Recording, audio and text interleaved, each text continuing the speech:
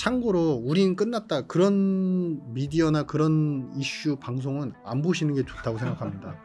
그런 전제를 했을 때는 기본적으로 우리나라가 오히려 지금 기회를 얻을 수 있다. 제가 이 책을 쓴 것도 제 책 꼭 안 사시고 안 보셔도 돼요. 근데 제발 문서로 얘기하자고요. 트럼프의 말 그거를 각색한 미국의 언론, 그거를 받아들인 한국의 언론, 그걸 보고 있으면 세상 다 망하는 것 같아요.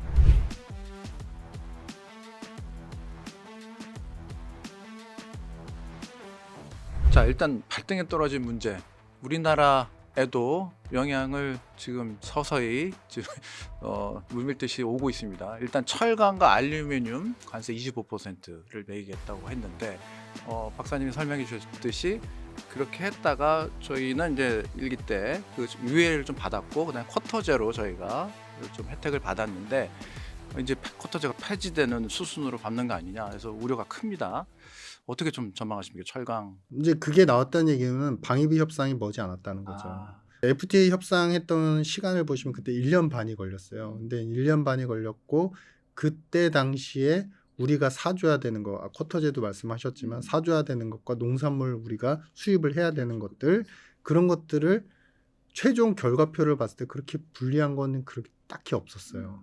그러니까 1년 반이라는 시간이 걸렸을 뿐이고 불안감이 심했다는 거고, 이번에도 비슷한 구조입니다. 이제 철강 알루미늄이 결국에는 이제 우리의 전통 어떻게 보면 제조업 기업들 입장에서는 데미지가 크기 때문에 이걸 먼저 걸었다는 건 뭐냐면 결국 이걸 하든지 방위비에 대해서 어쨌든 본인이 원하는 구조를 매칭을 시켜줄 것이냐. 왜냐하면 지금 잘 보시면 아시아는 방위비라고 그랬잖아요. 근데 일본하고 너무 대비가 돼요. 일본은 이미 일기 때 잘 참고를 좀 해보시는 게 되게 중요한 게 뭐냐면 아베는 그 전까지는 중도 노선이었습니다. 이 일본의 자존적인 어떤 목소리를 내기 위해서는 커나가는 중국, 그리고 이미 득세해 있는 미국의 어느 쪽에도 치우치지 않고 중도 노선을 해야 돼요. 근데 트럼프가 딱 당선이 되자마자 우리는 워싱턴과의 그 교합과 대화를 지속하는 것만이 우리의 번영을 보장한다. 그리고서 바로 뭘 하냐면 말레이시아, 베트남, 인도네시아 가지고 안보 협정을 맺고 그 파트너십 서류를 가지고서 트럼프한테 달려가서 당신이 다 가지십시오. 골프 치는데 달려가서 그걸 합니다. 그리고 나서 그 이후부터 지금 우리가 꼭 참고하셔야 되는 게, 이거는 진짜 소홀히 생각하면 안 됩니다. 일본과 미국의 그 방위 관련된 협조 조약들이 6개가 있어요. 한미일 우리는 그거 알고 있잖아요. 미국, 호주, 일본, 미국, 영국, 일본, 그다음에 미일 사이버, 미일, 그다음에 그 바이오 안보 협력, 그다음에 그냥 미국, 일본만의 그냥 군사 협력. 이게 대략 6가지가 매년 혹은 2년에 한 번씩 계속 주최되고 있어요. 거기서 방위비에 대해서 충분히 원조를 해주고 있고요. 그러니까 지원을 하고 있고요. 그런데 이번에 이시베 총리 딱 그러면서 일본도 US 스틸에 대한 합병에 대해서 취소를 요구를 해서 그거는 취소하겠다라고는 했지만 그건 이제 기업의 문제인 거고, 이번에 일본이 결국에도 이제 투자는 금융 투자뿐만 아니라 기업에 대한 직접 투자까지 보따리를 들고 갔죠, 이번에. 다 했잖아요. 방위비익이 없잖아요, 지금. 이미 해오고 있으니까. 그러니까 여기서 지금 일본한테 관세를 범용적인 철강 알루미늄 관세는 25% 얘기를 했고 거기서 유예를 줬잖아요, 기회를. 그만큼 투자 기여를 하고 일자리를 만드는 국가는 빠져나간다라는 기회를 충분히 줬잖아요. 232조 공표를 할 때 포고문에서. 근데 한국은 없잖아요, 지금. 언급이 없었습니다. 네, 우리나라도 없잖아요, 지금. 어떻게 할 거다. 그러니까 지금 우리나라는 대비가 엄청나게 되고, 일단 관세는 매길 겁니다, 당연히. 매기는데 그러면 상대적인 그 지렛대의 어떤 카드로서 방위비는 어떻게 할 건데? 라는 질문을 같이 던진 거죠.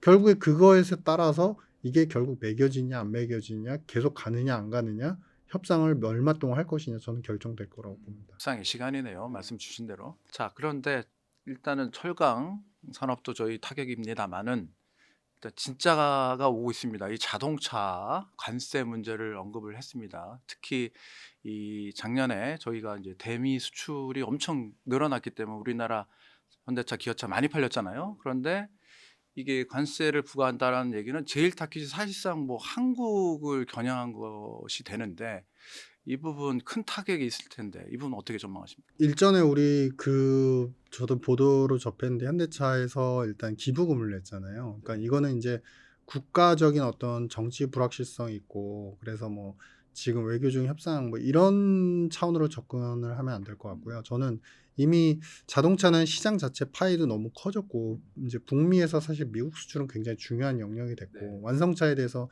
당연히 친환경이거나 아니면은 전기차 많이 그쵸. 팔죠. 하이브리드형 이제 차들 많이 이제 세일즈가 되고 있는 상태고 그래서 북미형에 대한 모델들도 사실 많이 생산된 건 사실이에요. 그동안에 계속 만들어 왔지만 네.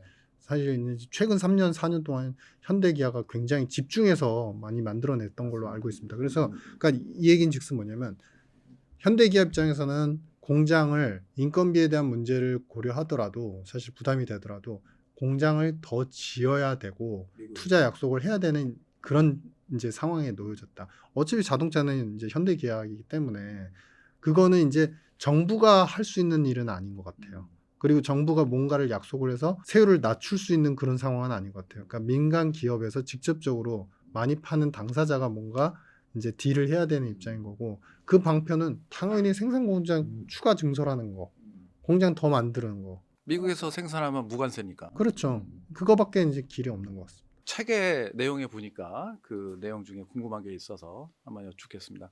트럼프가 지금 들고 나온 게 관세 그리고 반이민 그다음에 리쇼어링 그다음에 제조업 이런 부분들을 강조하고 있는데 이 정책을 관통하는 핵심은 무역 수지 개선이에요. 워낙 그 적자를 부담을 안고 있으니까. 자, 근데 이게 그것의 가장 기본이 이제 마가라고 얘기할 수 있는 이 자국 우선주의인데 이 닉슨 대하고 판박이라고 이제 설명을 하셨는데 어떻게 그 전략을 초반부에 좀 설명해 주셨는데 이 앞으로 어떻게 좀 진행이 되는 겁니까? 결국 용두사입니다. 할 수 있는 걸 해야지 네. 못하는 거 욕심내봤자 시간과 돈만 열정만 소모될 뿐이다. 이제 아까 말씀하신 것 중에 마가에서 이제 반이민이 아니라 불법 이민 이제 차단 정책인 건데 이게 로직을 잘 보셔야 돼요. 이 미국이 얘기한 리쇼링과 그다음에 무역 수지 개선을 위해서 결국에 국가적 웰페어와 국민적 웰페어를 늘린다라는 것이 얼마나 말이 안 되는 얘기인지 로직을 보셔야 돼요. 자, 보십시오. 2000년 초반부터 이제 변신을 하기 시작합니다. 국가들이. 다무역주의 그다음에 다자 간의 교역주의로 다 변신을 하고 그다음에 자유무역주의로 다 변신을 합니다. 근데 거기서 이제 자리가 정해집니다. 어떤 자리? 나는 저 위에서 밑을 바라보는 금융 중심의 국가가 될래. 그래서 미국이 그 자리를 선점을 합니다. 뭐든지 달러와 그다음에 발행 채권을 통해서 부를 얻고 그걸로 내부에서 소비하게끔 만들어서 투자가 아닙니다. 여기서 잘 구분하셔야 됩니다. 투자가 아니라 소비를 통해서 성장을 이끌래 라고 해서 2000년 초반에는 미국의 금융 기법에 대한 찬사가 쏟아졌어요.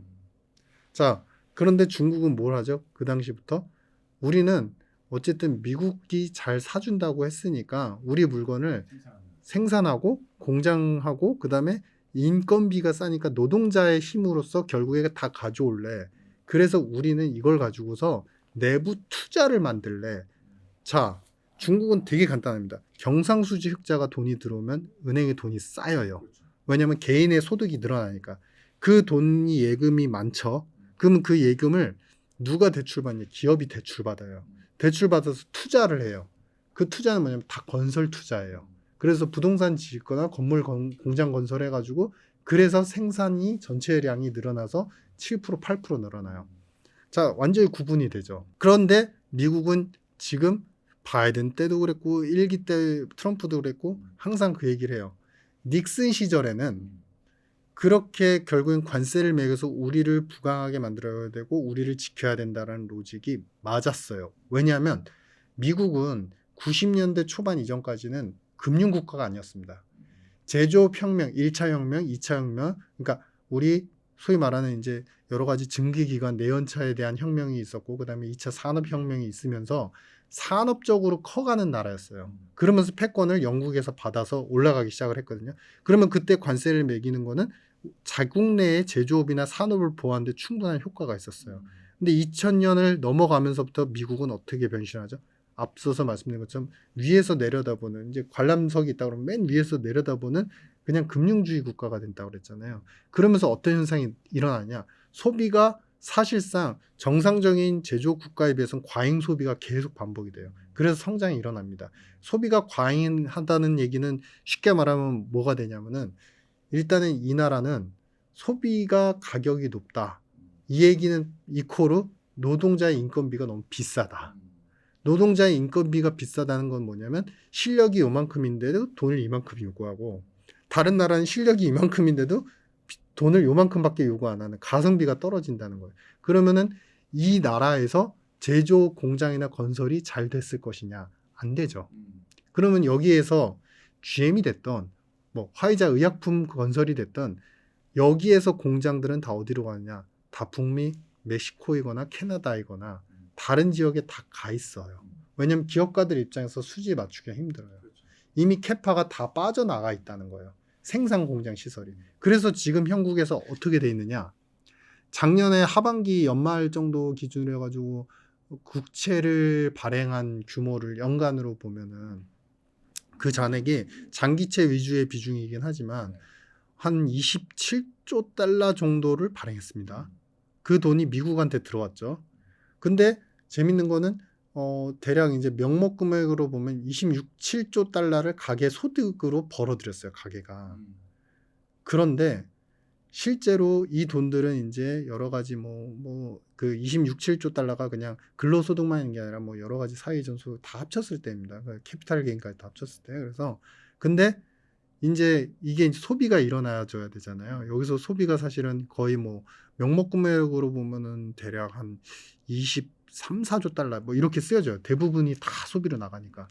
근데 여기서 집중을 해 주십시오. 23, 4조 달러가 소비로 나가는데 통상적으로 봤을 때 평균적으로 보면 근데 제조업 생산의 캐파 있잖아요. 제조업으로 총 만들 수 있는 그 규모 있잖아요. 외부로 수출을 하던 아니면 내부에서 팔던 총 규모가 전체 총 규모를 대략적으로 추정을 하면 5조, 6조 달러밖에 안 돼요. 뭐 4분의 1도 안 되네요. 전체 소비할 수 있는 양에 비해서 미국에서 생산하거나 캐파가 그 얘기인즉슨 뭐냐면 외부에서 와야 된다. 소비를 할 때 안에서 사고 어쩔 수 없이 모질라서 외부 걸 살 수밖에 없는 구조라는 거예요. 그러니까 금융국가의 치명적인 단점이 여기서 나오는 겁니다. 외부적 소득의 기반은 달러와 채권 기반으로 다 형성이 돼서 쓸 돈은 많은데 내부에서 생산의 비중은 그 벌어들이는 금융으로 벌어들이는 돈 대비해서 현저히 작아요. 근데 제조업을 살리고 무역 수지가 적자는 거는 금융주의 위주의 국가가 돼버렸기 때문에 구조적으로 탈피가 불가능한 거예요. 그러면 그동안 제조업 리쇼어링 그걸 믿습니까? 말도 안 되는 얘기예요. 그래서 미국이 제조업 리쇼어링 와서 미국 제조업에 투자해야 된다 이런 얘기를 하는 분석가들은 솔직히 말씀드려서 죄송스럽지만 다 거짓말이에요. 다 가짜예요. GDP 대비한 제조업 비중을 보시면 한때 EV 배터리와 신재생을 바이든이 투자를 많이 했죠. 그쪽에서 고용이 많이 늘어납니다. 많이 늘어나는데 전체적인 우리 제조업이라고 하면 미국에도 철강, 알루미늄이 있고 섬유, 의류가 있고 그 다음에 기계, 화학이 있어요. 이쪽에서의 전체 취업자 수는 계속 빠져요. 그래서 그러면은 그렇게 해서 EV 배터리는 키우는 산업과 전통 제조업 다 합쳐서 생산 규모가 어떤데 GDP 대비해서 8, 9%밖에 안 돼요. 나머지는 그러면 대다수는 어디인데? 결국 서비스업입니다. 서비스업은 돈 들어오는 만큼 결국에 서비스는 상품이 아니잖아요. 공장이 없어도 되잖아요. 그러니까 인건비만 충당하면 되니까 미국의 입장에서 서비스업이 오히려 더 잘 팔릴 수밖에 없는 거예요. 그러면 취업자 수는 어떤데? 전통 제조업하고 그때 해당 대통령이 키우는 산업 다 합쳐도 전체 취업자 수에서 비중은 10%가 안 돼요. 트럼프도 똑같습니다. 그리고 중국 말씀을 드렸던 이유가 대비되는 게 뭐냐면 중국이 요즘에 금융과 내부 신성장 산업과 노인복지와 메디케어 이런 걸 강조를 해요. 즉 서비스업을 키우려고 해요. 자, 지금 잘 보시면은 중첩이 됩니다. 크로스가 옵니다.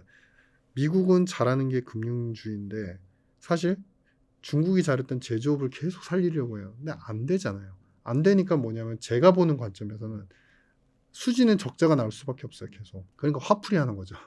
니네가 그래서 그렇다. 불공정 모욕이다. 근데 금융주의로 변한 이상 더 이상은 회귀가 안 됩니다. 그러면 금융을 포기해야 되죠. 근데 그럴까요? 안 그러죠. 패권을 잃어버리니까. 중국은 또 재밌는 게 제조업 국가로, 이 중국이 재밌는 게요. 지금 현재 명목 GDP 규모를 보면요.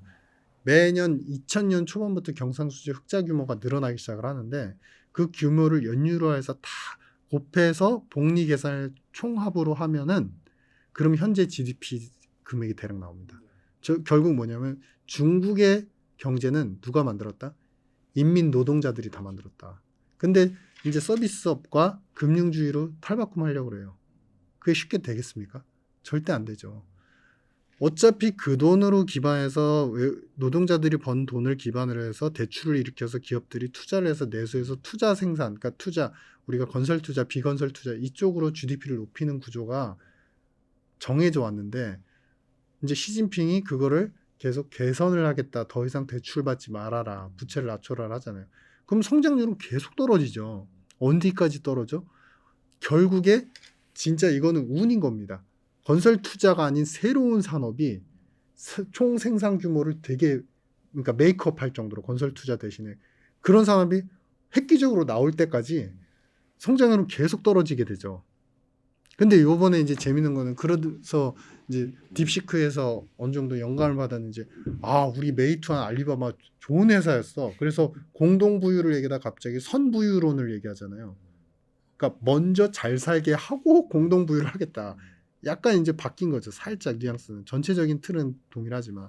중국 얘기까지 건너가 버렸는데 한국으로 다시 돌아와서 이 좀 암울한 얘기를 좀 하셨는데 좀 이 책에서는 또 오히려 또 밝은 얘기도 많이 하셨어요. 우리 이 대중 견제를 중심으로 한 이 트럼프의 그런 정책 기조가 우리에게는 오히려 기회가 될 수 있다. 그리고 당연하죠. 아까 말씀하신 대로 이 국가별 차등의 어떤 틈새 시장이 있기 때문에 우리에겐 유리한 환경이 조성될 수도 있다. 좀 설명해 주시죠. 이게 이제 우리가 말로 얘기하면 항상 말로 얘기하면 이상한 결론에 다다르는데 숫자와 트렌드와 실질적인 정책을 하나씩 확인하시면서 가면은 생각하고 그냥 나이브하게 말했던 거랑 달라져요. 참고로 우린 끝났다. 그런 미디어나 그런 이슈 방송은 안 보시는 게 좋다고 생각합니다. 왜냐하면 그런 자극성이 일단 국민에 대한 불안감과 어떤 이제 관리에 대한 대처의 위기의식은 좋지만 사람으로 하여금 포기하고 좌절하게 만들어요. 우리나라 경제 안 좋잖아요. 근데 그걸 해요. 정확히 말씀드립니다. 우리가 이제 먼저 중국 관세를 1기 때 맞게 돼요. 중국이 먼저 관세를 맞고 우리가 FTA 협정을 하는 기간이 대략 중국 관세를 맞은 이후에 1년 반 정도가 걸립니다. 그 시기에 재밌는 현상이 발생을 합니다. 중국은 관세를 맞으면서 이미 중국이 그렇게 관세 맞았다고 해서 중국 수입품이 바로 비싸진 건 아닌데 정서상 중국 수입을 안 하기 시작을 해요. 민간에서. 그러면서 대체가 되기 시작하는데요. 어디에서 대체가 되냐면 한국, 베트남, 인도에서 대체가 됩니다. 그러면서 우리나라가 그전에는 비중이 작았던 섬유, 의류, 기계, 반도체에서 관련되는 대미 수출의 비중이 높아지기 시작합니다. 반사이익을 얻었네요. 반사이익을 얻었습니다. 그 규모가 절대적이나 그렇지는 않았습니다. 왜냐하면 대미 수출의 그 규모 자체가 예전에는 1기 때는 작았어요. 지금 대비해서는 상당히 작았어요. 그러니까 2%, 3% 이렇게 서서히 높아집니다. 그런 기회가 있었고 두 번째는 하나 주목하셔야 되는 게 그래서 멕시코는 관세 매기고 항상 어려워지고 항상 힘들잖아 이렇게 생각을 하시는데요. 그 1기 때 중국이 관세를 맞고 실제로 중국 상품이 미국에 덜 들어가면서 우회 경로를 통한 멕시코산, 그러니까 중국의 원재료로 멕시코를 거쳐서 팔리는 거든 멕시코 내 자체적인 그 원자재를 가지고서 팔리는 거든 중국산이 미국으로 많이 들어가죠. 그와 동시에 멕시코에 대한 대멕시코 FDI 투자, 직접 투자가 외국인들이 늘어나기 시작해요. 결국에는 이거는 미국이 수입을 안 하면 모를까 어딘가에 공백을 타고 이거는 반사 이익이 올 수밖에 없다는 로직인 거고 이번에도 동일합니다. 물론 지금 관세를 이렇게 상품별로 뭐 의약품까지 얘기를 하지만 그런 부분에서 기업 기업들이 투자도 안 하고 공장 건설에 대한 약속도 없이 완전히 포기를 한다. 그럼 다른 얘기가 되죠. 그러면 데미지밖에 안 옵니다. 근데 그런 전제를 했을 때는 기본적으로 우리나라가 오히려 지금 기회를 얻을 수 있다. 잘 생각해 보시면 트럼프에 대해서 총론적으로 그러니까 이거 안 할 거야. 이거 관세 매일 거야. 이거에만 집중을 하시는데요. 트럼프 일기 때 대표적인 게 뭐냐면요. 그때는 트럼프가 물론 이제 비트코인을 밀지는 않았지만 그 시기에 이제 비트코인에 대한 그 어떤 유행, 그다음에 트렌드화 이런 것 때문에 그래픽 카드에 대한 수요도 겹쳐지긴 했는데 반도체 빅사이클이 그때 시작이 됐습니다. 17년도 기억을 하실 거예요. 두 번째는 지금 AI 클러스터링 만들겠다고 하는데 엄청나게 투자하겠다고. 네.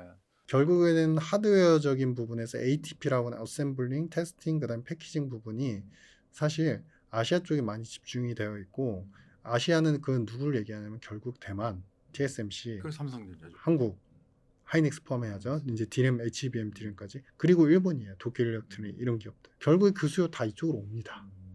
그래서 지금 상황을 어차피 그런 거죠. 그러니까 뭐냐면은 아버지가 있어요. 예를 들어서 설명드립니다. 미국의 아버지라는 얘기 아닙니다. 아버지가 애들한테 이제 애들이 갖고 싶은 이제 물건 이제 그 자동차 게임기가 있어요. 얘네들이 이걸 갖고 싶어요. 결국엔 사줘요. 사주는데 중간중간 너 이거 공부 안 하면 안 사줘. 공부를 시키니까 애는 괴로워요. 하지만 결국 사다 놓고 집에다 숨겨놓고 결국 주거든요. 아 이게 제 얘기도 합니다. 근데 결국은 줘요. 그러니까 뭐냐면은 아이의 시각을 가져서 안 된다. 당장에 내가 하기 싫은 걸 받는 것, 데미지를 받는 것에 대해서 거기에만 집중을 해서 벗어나지 못하고 큰 틀에 내가 그래서 만약에 이것을 이행했을 때 무언가의 큰 이득을 얻을 수 있는지 큰 그림과 장기적인 시각을 갖지 않으면 결국 받을 그 게임기를 받을 수 있는데 오히려 스스로 역행해서 놓칠 수 있다. 지금은 적정 수준의 그러니까 어느 정도 요구에 미트를 해줘야 되는, 충족을 시켜줘야 되는 시점이다. 시장은 오히려 미국이 저런 이제 산업적인 투자를 할수록 미국의 시장은 더욱더 커질 수밖에 없다. 아주 쉽게 말씀드리면 연방정부의 예산이 이제는 7조 달러에 육박을 하기 시작합니다. 바이든 직전 트럼프 일기 때만 해도 4조 후반대였어요. 2배 가까이 늘어. 거의 2배까지 올라갑니다. 이거 순식간에 8조 달러 갑니다. 그 돈으로 뭐를 하냐? 다 AI, 그 다음에 결국엔 소비, 전체적인 국가적인 웰스 이거를 늘리려고 해요. 물론 이제 그 뭐 화두로 봤을 때는 결국엔 부채 증가하고 뭐 그런 이슈는 있죠. 근데 이렇게 성장하는 전 세계가 결국에는 저성장 패러다임에서 벗어나지 못하고 중국까지도 힘들어지고 있는 마당에 성장 패러다임을 그래도 굳건하게 잘 지켜나가고 있는 미국에 따를 것이냐 어느 정도를 그 세부적인 관세에 반발하면서 부정론에만 빠져 있을 것이냐 살려면 어떻게 되죠? 대응을 해야 됩니다. 육 박사님 말씀에 푹 빠져들겠다는데 저희가 궁금한 게 너무 많아서 빨리빨리 여쭤보겠습니다. 이 책에서도 또 언급하셨는데 바이오를 콕 집으셨어요. 미국은 정부 행정부 체계가 다변화되어 있기 때문에 국무부가 있어서 국무부가 외교적인 그다음에 외교와 직결되는 산업에 대한 컨트롤을 하고요. 국무부 산하에 민간 또 컨설팅 연구소들이 있습니다. 국가 정책에 대한 부분들을 연구하고 정책의 라인을 세우는. 그러니까 그런 컨설팅 결과 국가 기관 산업으로 뽑은 게 두 가지가 있는데 AI이고요.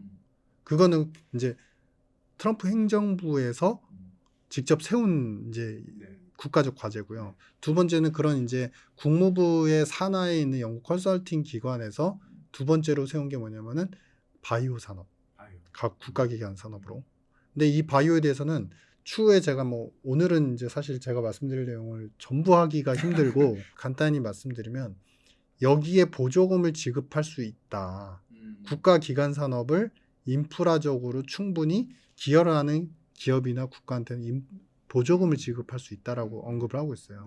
그러니까 의약품에 관세는 매기지만 보조금이란 기회의 요소도 있어요. 창세시키는 거죠. 그렇죠. 그렇기 때문에 이런 부분들을 우리가 적극적으로 좀 보셔야 되고 근데 중요한 건 뭐냐면 핵심은 뭐냐면 이제는 트럼프 이기 때는 좀 달라지셔야 된다. 제가 이 책을 쓴 것도 제 책 꼭 안 사시고 안 보셔도 돼요. 근데 제발 문서로 얘기하자고요. 트럼프의 말, 그거를 각색한 미국의 언론, 그거를 받아들인 한국의 언론, 그걸 보고 있으면 세상 다 망하는 것 같아요. 근데 미국의 국가안보 전략 보고서나 그 시스템적으로 움직이는 국가 그 백악관뿐만 아니라 이익센터의 보고서를 보면 일목요연하게 공통적으로 말하는 요구 사항들이 있어요. 그 문건만 잘 확인하셔도 충분히 국가적 대응뿐만 아니라 기업가적 대응, 개인의 어떤 시나리오적 발상 충분히 대응이 됩니다. 이 책에서 또 궁금한 게 이 비트코인 슈퍼파워 말씀하시면서 미국으로 돈이 몰릴 거다 이렇게 되는데 이 코인 시장 전망, 그다음에 비트코인 뭐 전략 자산으로 삼겠다 이렇게 내슈빌인가요? 가서 대회 때 얘기도 하고 네벌 셀 팔지 마라 이렇게 얘기했는데 어떻게 좀 전망하십니까? 그러니까 전략적 비축 자산으로 쌓는 거는 의회 승인도 있어야 되고 각 담당자, 특히 페드의 그 공표, 그러니까 우리가 이제 필리버스터라는 공론화된 청문회가 있거든요. 미국은 그런 절차를 거쳐야 됩니다. 그래서 그 트럼프가 한다고 혼자 할 수 있는 건 아니고요. 그러면은 뭐냐면 두 번째는 이게 정책으로 이게 결정이 되려면 시간이 많이 걸린다. 그다음에 또 이제 마지막 세 번째는 뭐냐면 그럼에도 불구하고 정책적으로 이 암호화폐의 맛, 메리트 이걸로 돈 벌 수 있는 거, 패권을 지킬 수 있는 맛을 트럼프는 알고 있고 이미 봤어요. 상업은행들이 비트코인 ETF로 수수료 수익이 뮤추얼 펀드, 기존의 뮤추얼 펀드가 그러니까 국민들의 자산 대부분인데 그거 대비 3배 이상의 수수료 수익을 얻는 걸 봤어. 그리고 그 이익은 쌓이면 어떻게 되냐? 상업은행들의 미국채 투자로 이어진다는 걸 알고 있어요. 동시에 그렇게 현금 흐름이 좋아지면 트럼프는 뭘 요구하고 뭘 지금 좋아하죠? 베센트 재무장관을 임명하면서 바로 뭘 얘기하죠? 대출을 늘려라. 상업은행들의 대출 행태를 더 선호적으로 대출을 늘릴 수 있어요. 그건 결국 소비로 이루어진다는 굳건한 믿음이 있어요.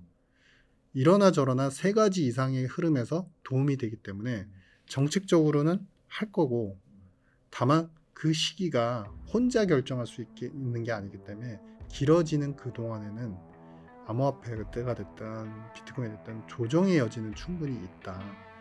그렇게 보입니다. 저희 그 유신익 박사께서 직접 최근에 나온 책인데 여기 직접 저희 구독자 이벤트를 통해서 저희가 직접 저자 사인을 한 책을 보내드릴 예정입니다. 저희 댓글을 많이 남겨주시면 저희가 선별해서 책을 보내드리도록 하겠습니다. 자, 오늘은 유신익 박사님 모시고 그 트럼프발 그 관세 전쟁 전망 그리고 우리에게 미치는 영향에 대해서 얘기 나눠봤습니다. 말씀 주신 대로 큰 변화를 좀 맞이하고 있는데 트럼프 2기를 맞아서 잘 대처를 해서 위기를 기회로 삼는 어떤 슬기로운 지혜를 짜내야 할 때가 아닌가 싶습니다. 오늘 말씀 잘 들었습니다. 네, 감사합니다.